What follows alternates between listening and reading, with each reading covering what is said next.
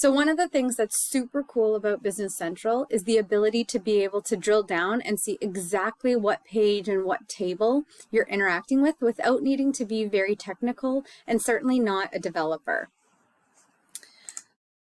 So again, we're back into Business Central. So in this case, I'm just here in the items list. And let's say, as an example, we've looked through our personalization and we've realized that we really need a field column added that we can't add just through regular personalization. So I want to be able to ask, a developer who's either with my partner or maybe even internally, and I want to make sure that they get the right field onto the right page looking at the right table. So again, if you're not super technical or just have a lot of experience, you might not realize which those records are. So what I'm going to do is, from the question mark up above, I'm going to go to Help and Support. I'm going to go to Inspect Pages and Data. And then what I've found is that there's this page inspection that opens up. So now I can see exactly what page it is that I'm working with.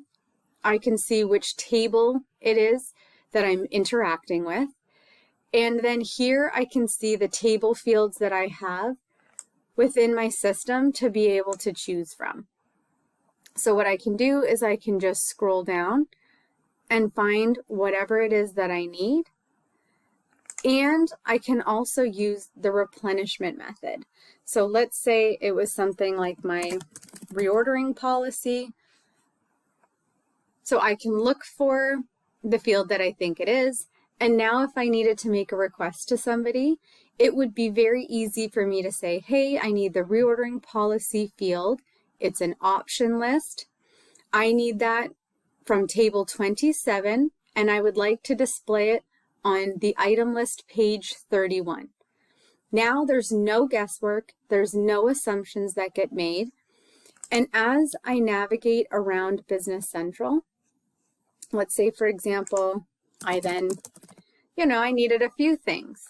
So then I go to my customer page. So you can see that everything is dynamically updating as I'm navigating around. So now as I'm on my customer list, I'm able to see that I'm on the customer list page 22. I'm interacting with customer table 18. And down below, I can scroll down and see all the available options that I can, easily ask my developer to add for me. And again, I just know that I've taken out the guesswork and it makes for obviously a much nicer outcome. Thanks for joining me and taking the time to watch.